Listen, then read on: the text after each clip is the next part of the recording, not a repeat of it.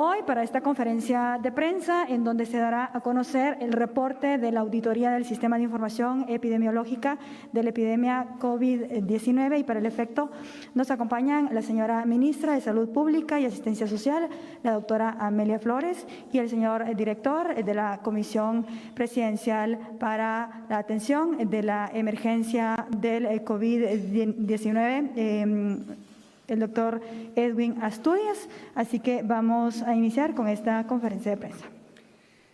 Buenas tardes, señores periodistas y señoras periodistas. Buenas tardes a la población que nos escucha y nos ve el día de hoy. Como lo mencionaron al principio, estamos hoy presentando el reporte de la auditoría del Sistema de Información Epidemiológica de la epidemia COVID-19. Como ustedes bien saben y lo hemos mencionado desde el principio, se realizó una auditoría técnica que nos va a ayudar a contar con datos completos para el reporte epidemiológico y para el análisis y la tendencia de la epidemia en el país. En relación a esto, se establecieron objetivos claros en cuanto al diagnóstico o a la auditoría, que fueron los siguientes: la revisión del origen, reporte y calidad del dato de casos y pruebas durante el transcurso de la epidemia. O sea, esto inicia con el primer caso que se dio el 13 de marzo. Luego se determinan los posibles problemas e inconsistencias en los datos de casos positivos, recuperados, fallecidos y su confirmación. Esto se realizó en base a un análisis técnico con las unidades del Ministerio de Salud. Aquí estoy hablando del Sistema de Información, de la unidad del Departamento de Epidemiología, el apoyo permanente y agradeciendo a la COPRECOVID con el apoyo técnico del doctor Edwin Asturias, director ejecutivo. Otro de los objetivos importantes es asegurar la limpieza, transparencia del dato para conducir las decisiones de la epidemia COVID-19, implementar y fortalecer los sistemas de datos para la detección de casos, contactos y sistemas de referencia dentro de la red de salud. Con estos objetivos dejamos claro cómo se realizó esta auditoría. Y quiero dejar al doctor Edwin Asturias para presentar los resultados de la misma. Buenas tardes a todos y gracias, señora ministra, por permitirme acompañar al Ministerio de Salud en esta auditoría técnica interna de los datos. Voy a moverme a la pantalla solo para que podamos tener un poco de explicación. ¿Tengo un micrófono?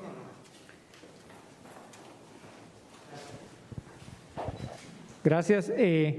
Vamos a comenzar mostrándoles cómo el dato en epidemiología se procesa o cuál es su ciclo de vida normal.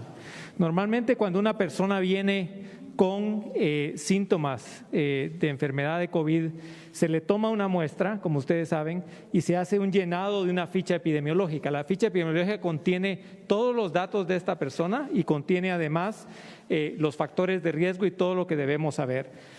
Estas dos, tanto la ficha como la prueba, marchan al laboratorio, ya sea el Laboratorio Nacional de Salud, el laboratorio del Hospital Roosevelt o cualquiera de los laboratorios privados, y después a través de un sistema computarizado este dato es ingresado, y esto es lo que nos sirve para saber el número de pruebas y el número de casos que tenemos reportados cada día.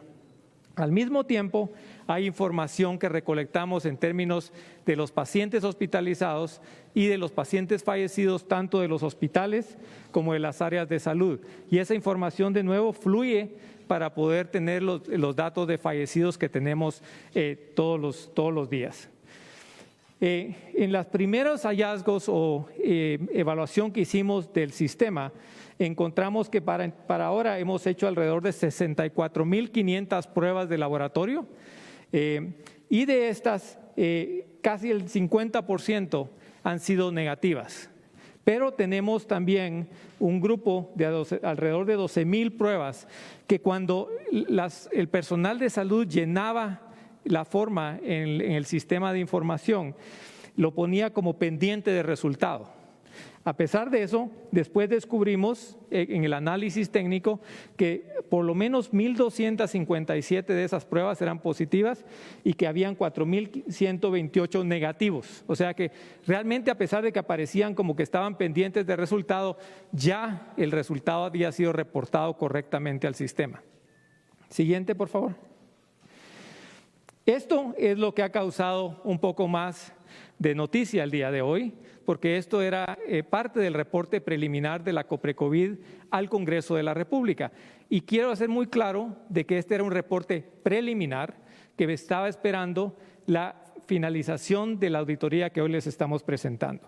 Y lo que hacíamos muy claro en el reporte es que había algunas inconsistencias que se dieron muy al inicio de la epidemia, donde vemos un pico pequeño de casos reportados en el sistema que no necesariamente se ven reflejados en el pico que se reportó al público. ¿Ok? Y por el otro lado, tenemos otro momento acá, más o menos a la primera semana de junio, que vemos una disminución en los casos o en las pruebas positivas reportadas, pero vemos unos casos positivos reportados al sistema o al sistema público. Y eso nos da esa diferencia de casos. La razón las vamos a explicar en un momento.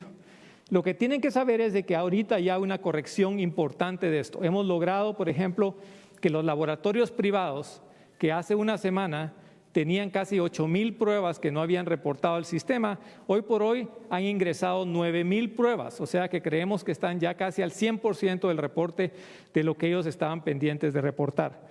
Y como ustedes pueden saber, la mayoría de pruebas están viniendo tanto del Laboratorio Nacional de Salud como del Seguro Social. Siguiente. Parte del problema de estas inconsistencias tienen que ver con esa hora de corte en que se reportaban los datos. Se estaba tratando de darles a ustedes los datos y a la población los datos más cercanos al día de reporte. Pero el cortar el dato a las 3 p.m. de la tarde nos hacía que las pruebas continuaban siendo realizadas en el transcurso del día y eso hacía que había una inconsistencia entre el número de pruebas que se reportaban del día y el número de casos que habíamos reportado. Y por eso es que ustedes vieron el cambio que ya el Ministerio hizo para que todos los casos sean reportados y las pruebas el mismo momento de corte a las 23 horas con 59 minutos. Antes, por favor.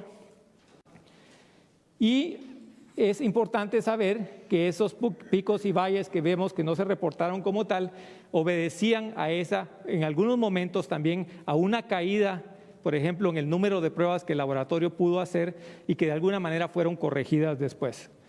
Y finalmente, que este faltante importante de aproximadamente 8,000 pruebas, que todavía es una presa de pruebas que tenemos en el Laboratorio Nacional de Salud, está siendo corregida en los próximos días a través de un nuevo método que vamos a implementar con el Ministerio, que se llama el procesamiento en grupos, que nos va a permitir salir de ese aproximado de 8,000 pruebas que están todavía pendientes de reportar. Siguiente. Lo que es una buena cosa es que cuando ahora hacemos el correlativo entre la emisión de resultados y el reporte general del Sistema Universo del CIGSA, vemos una perfecta correlación ahora entre los datos que tenemos y lo que el CIGSA está reportando. Y eso creo que nos puede dejar muy tranquilos de que la data está siendo reportada actualmente lo mejor posible. Siguiente. Esto solo para recordarles que parte de lo que está pasando con nuestra epidemia es que vamos en una escalada, ¿verdad? Y la mejor manera de reflejar la escalada no solo es en el número de casos que vemos todos los días, sino más importante en este momento en el porcentaje de positivos que tenemos.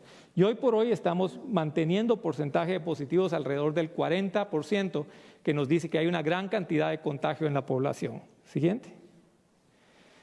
En conclusión de la auditoría, lo que podemos ver es que la diferencia de casos entre lo reportado públicamente y los datos del CIGSA al corte del análisis muestra que hay 158 casos más que representan solo el 0.84% de todo el universo. Y eso es muy bueno. Significa que nuestro análisis de la data muestra que la data realmente es bastante buena. Tener un error de menos del 1% nos dice que la data que está siendo reportada al público es muy consistente. ¿verdad? Desde el 20 de junio que implementamos ya el sistema de corte distinto, hay una correlación casi perfecta entre ese reporte que les damos todos los días y lo que se genera el sistema CIGSA. Y aún así, el Ministerio está trabajando en lo que llamamos una optimización del ingreso de datos, de manera que la base de datos no permita que las personas metan o dejen de meter datos importantes al sistema. Finalmente, quiero anunciarles que primero Dios, para la semana entrante, toda la data que les reportamos va a pasar a un tablero automatizado que van a poder verlo automáticamente todo el tiempo y que nos va a permitir dar esa data en tiempo real y probablemente hasta a nivel departamental y municipal. Quiero terminar, siguiente, con el modelo que ustedes escucharon de la directora de OPS el día de ayer. Ella se refirió a un modelo que ha mostrado la Universidad de Washington. La Universidad de Washington ha hecho modelaje para los Estados Unidos, para cada estado, y ahora está modelando para cada país. Lo que nos muestra el modelo es que estamos ahorita el 1 de julio, todavía a pesar del aumento de los casos, estamos en una curva que va hacia el aumento. Lo que ellos predicen es que si quitáramos las restricciones y no usáramos la mascarilla correctamente y el distanciamiento social, para más o menos los primeros días de septiembre terminaríamos con alrededor de 12,300 muertes de guatemaltecos. Si usamos la mascarilla universal, que gracias a Dios Guatemala la implementó muy tempranamente y que todos ustedes están usando en este momento, vamos a lograr contener mucho de estas muertes, pero aún así estamos esperando un incremento importante de los fallecidos y de los casos en las próximas semanas y tenemos que prepararnos para eso. Hoy por hoy el sistema de salud tiene alrededor de 10,000 a 12,000 camas, no todas estas son camas COVID, las camas COVID en este momento son alrededor de 3,000 a 3,500 y si no podemos aplanar esta curva, si no logramos contener el contagio, vamos a necesitar 15,000 camas al pico de esta epidemia, eso sería más o menos como a la mitad de agosto, y probablemente necesitaríamos alrededor de 3,000 camas de intensivo, que en este momento el país no las tiene. Así que nuestro llamado es en este momento a que todos usen su mascarilla, a que por favor sigan manteniendo ese distanciamiento social. El Ministerio de Salud está haciendo su trabajo, el gobierno está haciendo su trabajo, les toca a todos ustedes hacer su trabajo para evitar el contagio. Gracias. Muchas gracias, doctor Asturias. Vamos a dar inicio con las preguntas de los medios de comunicación que nos acompañan. Como comprenderán, pues no todos los medios pueden estar presentes por las mismas medidas de seguridad. Algunos han enviado sus interrogantes. Vamos a empezar con las preguntas de los compañeros acá presentes, ¿verdad? Para que llevemos un orden y también con respecto al tiempo, ¿verdad? Para que puedan preguntar los que están acá, así como las que nos enviaron previamente. Así que vamos a empezar con Jessica. Sí, tenemos la pregunta, Jessica Gramajo, de Soy 502. Muchas gracias. Usted mencionaba que el pico serían de 15,000 si no se utilizan mascarillas de manera universal, pero ¿cuáles son las proyecciones que se tienen en cuanto a cómo estamos en este momento utilizando pues la higiene, la mascarilla, y cuándo podrían ustedes considerar que se llegue al pico y pueda comenzar ya a disminuir la curva? Esa es una. Y la otra es que preocupa el tema de los hospitales. ¿Qué se está haciendo para poder mejorar la capacidad de atención a los pacientes, ya que hemos visto pues ya bastantes ocupados? Hay personas a las que no les están atendiendo, hemos visto personas tiradas en jardines porque no las están trasladando, entonces ya la situación comienza a ser más complicada. ¿Qué se está haciendo para poder prevenir esta situación?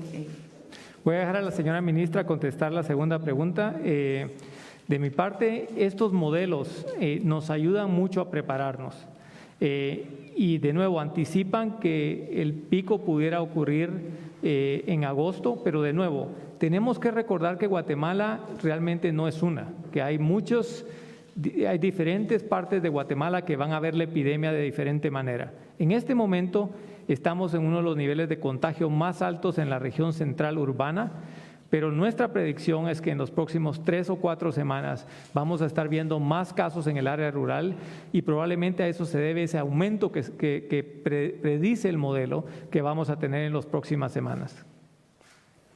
Bueno, en relación a la red de hospitales que usted mencionó y a lo que se espera tener para poder abordar a todos los pacientes que se esperan, definitivamente es un reto. Como lo mencionó el doctor Asturias, no se cuenta con la capacidad para 3,000 camas de intensivo. Se está trabajando en ello, se está fortaleciendo no solamente el hospital de la zona 9 del parque, sino que se está descentralizando para desfogar el exceso de pacientes que están ingresando a los hospitales Roosevelt y San Juan de Dios.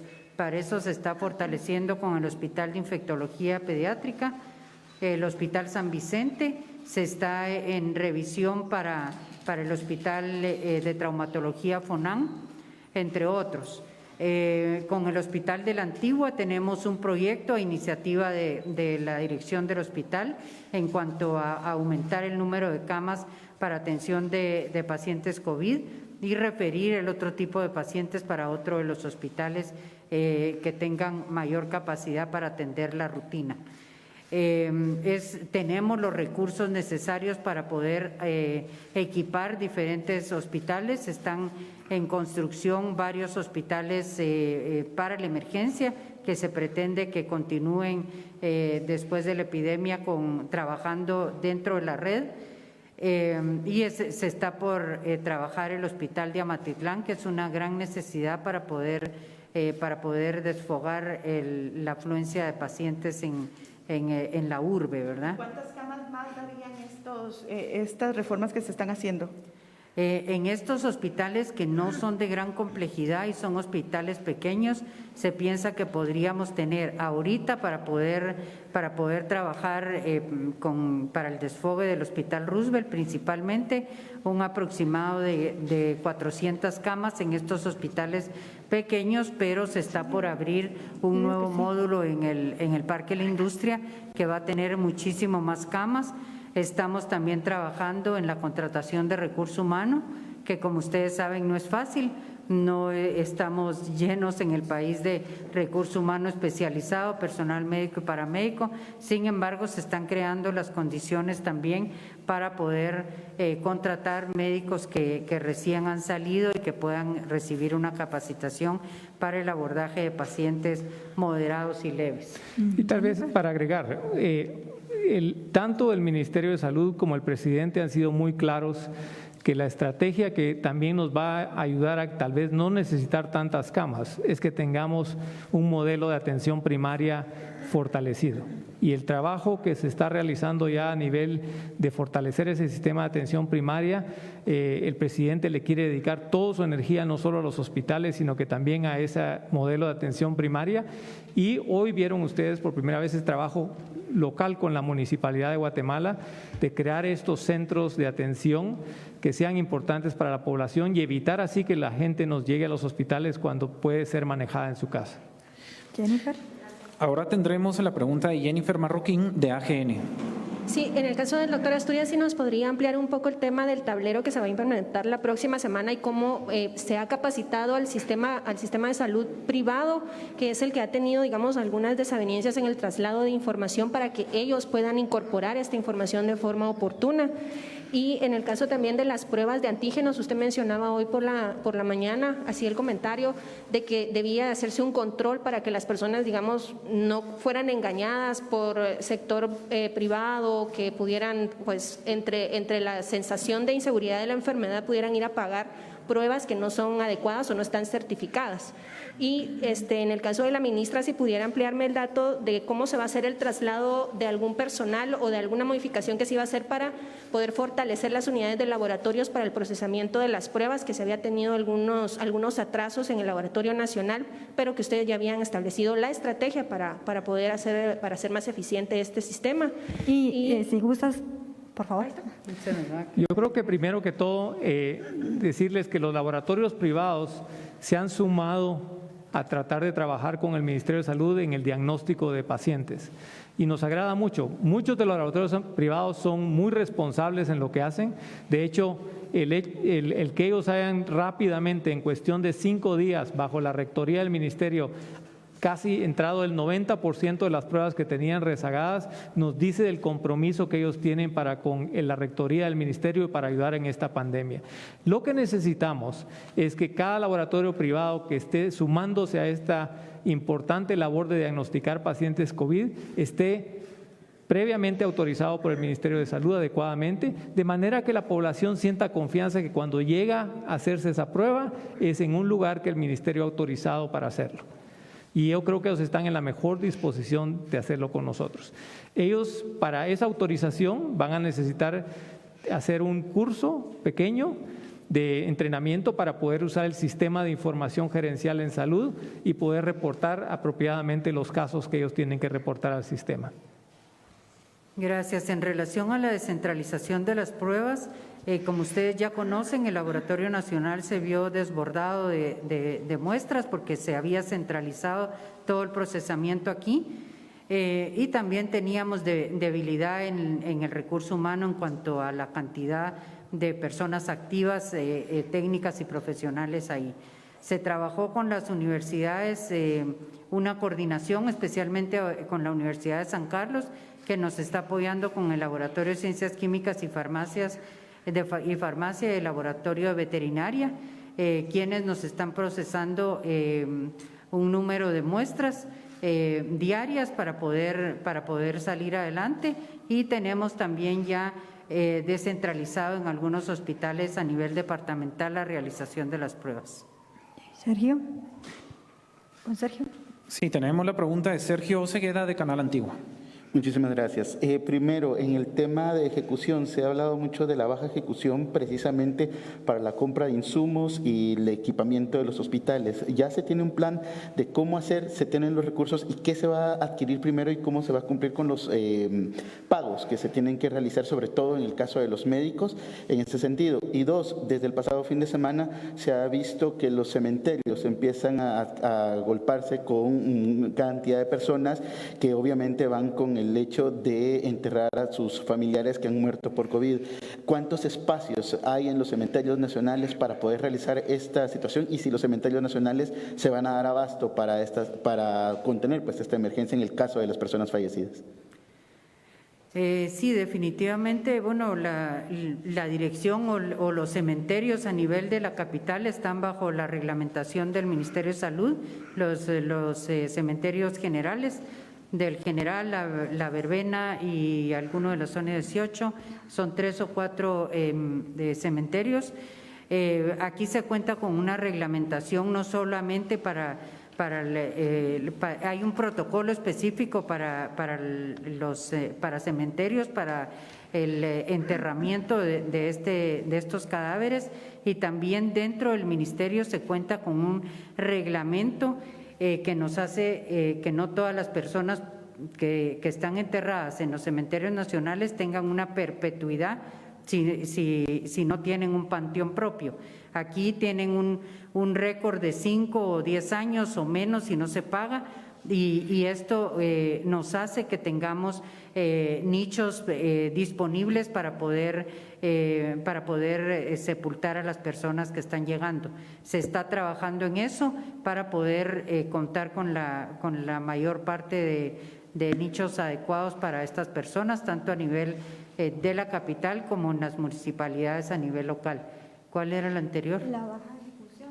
Sí, en cuanto a la ejecución, aquí quiero mencionar algo importante. No solo el ministerio cuenta con una oficina propia de ejecución de recursos que tiene los recursos propios del ministerio, y cuenta con una oficina que se aperturó ya, y ustedes la oyeron anunciada por el señor presidente por algún tiempo. Esta oficina ya cuenta con recurso humano administrativo. Esto va a facilitar los procesos de ejecución. Esta es la llamada Webex o Oficina 286, en donde vamos a poder ejecutar los fondos COVID con mayor facilidad. Esta va a estar dentro del Ministerio de Finanzas, en un ala del Ministerio de Finanzas, pero con la rectoría nuestra. Y en efecto, la ejecución ha sido baja, pero nosotros contamos ya con el listado de insumos y requerimientos que necesitamos para equipar estos servicios a los que les mencioné. Olvidé mencionar también que estamos equipando algunos servicios que no se estaban utilizando, como es el Centro de Salud de Santa Catarina Pinula, que este es un centro de la municipalidad con una infraestructura adecuada. Lo estamos equipando con camas para poder ahí tratar pacientes moderados, así como también el Hospitalito de Mazahua, que va a servir de mucho para desfogar pacientes del Hospital de Escuintla y el de Santa Lucía. Muchas gracias, señora ministra. Vamos en este momento a dar lectura a 13 preguntas, luego de 3 intervenciones acá, que fueron enviadas previamente por los periodistas que no nos pueden acompañar. Pregunta del periodista Irving Escobar, de Prensa Libre. Él consulta si la estadística de casos ha perfilado a los pacientes con su actividad laboral, es decir, si comerciantes, motoristas, guardias, oficinistas, para saber si hay alguna actividad productiva que represente más riesgo con el virus. Ese análisis del número de casos por actividad productiva o por factores de riesgo está todavía en proceso. Creemos que en las próximas semanas va a haber un análisis preliminar, como se ha dado en otros países. A veces hay que esperar a la acumulación de cierta cantidad de casos y creemos que vamos a poder tener más información en las próximas semanas. Hermi Fernández, del Digital, ¿cuándo se comenzarán a hacer las 5,000 pruebas que se habían anunciado en su momento? Quiero recordarles a todos que las 5,000 pruebas son 5,000 pruebas para todo el país en el momento en que todo el país esté en un contagio alto. En este momento, de hecho, la ciudad de Guatemala, como su región central, están haciendo el número inclusive más alto del recomendado de pruebas para población de que habíamos calculado. Pero hay áreas, como les mostré en el esquema, del país que todavía están haciendo una cantidad muy pequeña de pruebas porque no tienen suficientes casos todavía y todavía no está completamente descentralizado el sistema de laboratorio. Así que esperamos que en el momento que esa descentralización ocurra con más fuerza, veamos el resto de pruebas. El día de hoy ustedes verán que ya el número de pruebas se eleva por arriba de los 2,000 y eso nos comienza a dar la seña de que probablemente estamos levantando esa capacidad. Pregunta de la periodista Corelia Orantes, de nuestro diario, ¿cuáles son los lugares que están autorizados para realizar las pruebas COVID y si se puede iniciar alguna acción de tipo legal contra aquellas que ahora con la auditoría se ha demostrado que en su momento no ingresaron los resultados de esas pruebas? Yo creo que esto no se trata de iniciar procesos legales, se trata de trabajar todos juntos en el manejo de esta pandemia. Los laboratorios privados, como lo dije antes, estaban en la mejor disposición de ayudarnos al diagnóstico de pacientes y en la respuesta que dieron en el momento que el ministerio fue muy enfático en que esas muestras debieran estar ingresadas al sistema de información, nos dice que ellos están muy responsablemente haciendo caso al llamado del ministerio como rector de la salud de Guatemala. Gracias. Continuamos con Felipe. Buenas tardes. Primero me gustaría saber la no incorporación del Centro Médico Militar para apoyar a la red nacional. ¿Es responsabilidad del Ministerio de Salud o del Ministerio de la Defensa y por qué? Y para el doctor Asturias, con el número de pruebas que se está haciendo ahora mismo, ¿realmente es viable establecer una predicción o una proyección sobre cuándo será el pico en el país? ¿Empiezo yo? Bueno, en relación al tema del hospital militar, como ustedes bien saben, estos son temas de coordinación a nivel de gobierno. Este es un proceso que se está trabajando a través del señor presidente. Sin embargo, ya existe un módulo de atención a personas moderadamente en la zona 16, que ella se implementó hace un poco más de 10 días. Además, creo que debe tomarse muy en cuenta que estamos trabajando ya con hospitales para el abordaje de la epidemia en áreas como Zacapa, Santa Lucía, que son hospitales de primer nivel que cuentan con intensivo y estamos equipados completamente con laboratorio y farmacia, y como lo han visto ustedes en los videos, para poder iniciar el abordaje ahí de los casos. Y tal vez a pesar de que no estamos a ese nivel todavía esperable o de que creíamos como mínimo de las pruebas, vamos hacia ese camino, y no solo es el indicador del número de pruebas y el número de casos lo que nos dice cómo está el contagio, nos lo dice también el porcentaje de pruebas positivas, y eso nos permite modelar a dónde va la epidemia. Tenemos que recordar que ningún país tenía el número de pruebas ideales cuando comenzó en esta epidemia y pudieron modelar las curvas que nunca van a ser perfectas, pero nos van a asomar a qué puede pasar y a qué tenemos que prepararnos.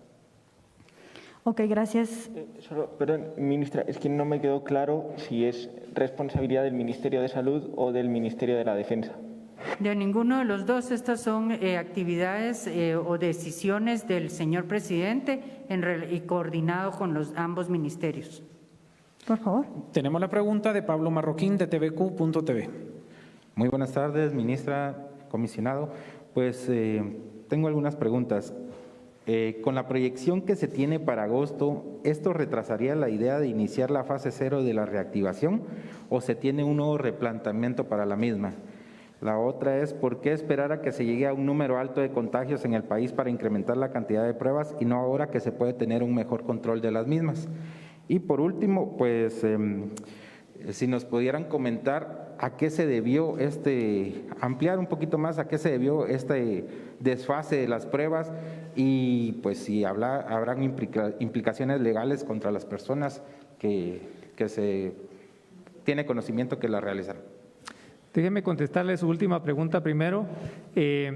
Como explicamos, el desfase entre las pruebas en el sistema de información gerencial de salud versus lo reportado al público tenía que ver con varios problemas. Uno era el momento de corte de las pruebas, o sea, el momento de reporte a las 3 de la tarde de uno versus el cierre a la medianoche del otro sistema.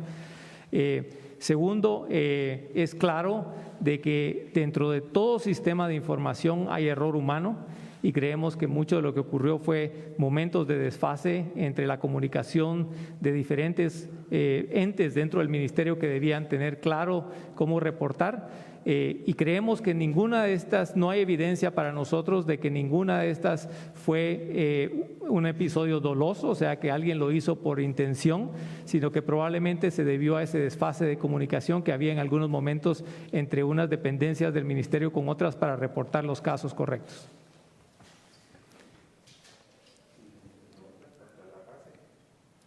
Si quiere le respondo lo de las fases. En este momento el modelaje nos dice que todavía estamos hacia esa escalada. Es claro de que hay actividades que tenemos pendientes, que cuando liberemos dentro de las próximas 2 semanas ya lo que llamamos el tablero de alerta, nos va a permitir que algunas actividades individuales y que no tengan mucho riesgo de contagio sanitario probablemente puedan ser abiertas, pero habrá otras que implican un alto nivel de contagio y alto riesgo sanitario, y esas actividades tendrán que seguir de alguna manera restringidas hasta que veamos que el contagio comienza a disminuir. Pero también tenemos que recordar que esas fases y ese sistema de alerta que estamos creando es un sistema que se puede aplicar a diferentes municipios del país. Significa que habrá municipios del país que probablemente estén mejor en términos de contagio y que puedan de alguna manera abrir algunos de sus procesos de economía que otros que están teniendo un alto contagio en este momento. Y ustedes, por ejemplo, ya han visto la diferente estrategia que estamos utilizando para la región central, el departamento de Escuintla y Quetzaltenango, donde restringimos ahí el movimiento de una manera distinta que al resto del país. Okay, lo de las pruebas, el incremento de las pruebas, ¿por qué no se incrementan las pruebas en este momento y que se pueden controlar y no esperar hasta que sea el pico? Bueno, ese es el trabajo que se está haciendo ya de básicamente distribuir más pruebas, descentralizarlas al resto de hospitales, y eso nos va a permitir en las próximas semanas aumentar esa capacidad de pruebas. Tenemos de Publinews a Joel Maldonado. Buenas tardes, ministra o doctor. En cuanto a las pruebas pendientes de procesar, ¿esas 8,000 ya han identificado o ya lamentablemente hay personas que fallecieron de esas pruebas que están pendientes? Y 2, si la proyección que en agosto seguirán seguirá el pico de esta fase. ¿Las medidas van a poder continuar así, según sus proyecciones o recomendaciones que hacen en gabinete de gobierno? Bueno, yo le voy a responder en cuanto a las pruebas que se encuentran aún en el Laboratorio Nacional. Estas pruebas, como usted lo mencionó, bien podemos tener un número de pacientes que se han recuperado o un número de pacientes que pudieran haber fallecido. Aquí también podemos tener algunas pruebas duplicadas de personas que ya hayan sido positivas en una primera prueba. Todo eso se está investigando, sin embargo, sabemos que esto tiene un sentido importante para la vigilancia epidemiológica, por lo cual estamos ideando una técnica especial de laboratorio para poder de manera rápida poder sacar esas muestras pendientes y poder identificar la curva y si ésta se modifica de alguna manera. Pero el tema es que no solamente se van a realizar las pruebas, sino se va a hacer un análisis de acuerdo a la ficha epidemiológica de cada uno. Y de parte del pronóstico, digamos, de ese modelo y a dónde vamos y las restricciones, de nuevo quiero ser muy enfático que en este momento la población guatemalteca tiene que saber que es un momento importante para seguirnos cuidando. El uso de mascarilla, yo celebro el hecho que la mayoría de la población está usando la mascarilla. Lo que está claro es que no todos la estamos usando todo el tiempo y que no todos la estamos usando correctamente. Y si queremos realmente abatir esta epidemia, tenemos que tratar de usar esa mascarilla bien, tenemos que tratar de mantener nuestro distanciamiento social y salir solo cuando sea necesario. Creemos de que a pesar del momento de contagio que tenemos, de nuevo, va a haber un análisis importante basado en alertas que nos va a llevar a decidir si hay algunas actividades económicas que podemos comenzar a tener versus aquellas actividades que tienen un alto riesgo de contagio sanitario y que no nos van a permitir todavía abrirlas hasta que estemos seguros de que tenemos bajo control la epidemia. Y vamos a finalizar con un par de preguntas que ya habían enviado previamente. Las otras fueron respondidas con las consultas hechas acá por los colegas. La periodista Francelia Solano de Nómada, ella consulta que cuándo se podrían dar los datos oficialmente unificados, porque ella dice que ahora se dan los datos del día anterior. El corte es de 0 horas a las 23:59, pero las pruebas recuperados y fallecidos aún no se sabe la hora del corte. Bueno, la hora de corte de todos los datos está ocurriendo a las 23:59. Esos datos unificados ya los han visto ustedes desde el 20 de junio y continúan siendo. La ventaja es que en una semana esperamos, tenemos ya un tablero automático que ustedes van a poder estar viendo constantemente sobre cómo las pruebas avanzan y los casos avanzan. Y la última pregunta de la periodista Steph Arriaga de Prensa Comunitaria. Ella indica que han encontrado que muchos de los fallecidos no están registrados como positivos y eso también causa un desbalance de datos. ¿Podrían indicarnos, indica Steph, si han detectado ustedes este problema y si van a tomarlo en cuenta en el momento en que se entreguen los datos totales? Bueno, en cuanto a los fallecidos, yo sí quisiera retomar el tema. Esto no pasa únicamente con los fallecidos por COVID. El reporte de fallecidos generalmente no se hace de forma inmediata y como ustedes saben, en muchos lugares el diagnóstico muchas veces no es el específico. Entonces, ahorita en el Departamento de Epidemiología hacen un esfuerzo por revisar cada uno de los reportes de fallecidos, porque ellos reciben todos los fallecidos del día a día, no solamente de COVID, sino de otros, y ellos analizan y revisan y consultan al reporte de qué pudo haber fallecido para corregir el dato e incluirlo dentro de los COVID. Este es un tema que se está trabajando día a día, pero es el Departamento de Epidemiología el que le interesa básicamente tener un dato claro y al día de este reporte. Muy bien, y el Ministerio de Salud Pública y Asistencia Social le recuerda a todas las personas que nos están viendo y nos están escuchando en este momento continuar con las medidas de prevención durante esta emergencia del COVID-19, como lo es el uso correcto de la mascarilla, el lavado constante de las manos con agua y jabón o alcohol en gel y, por supuesto, guardar 1,5 metros de distanciamiento social con las otras personas. Finalizamos con esta conferencia de prensa. Gracias, señora ministra. Gracias, señor directivo señor director de la comisión, y muchas gracias a los medios de comunicación que nos acompañaron. Feliz noche.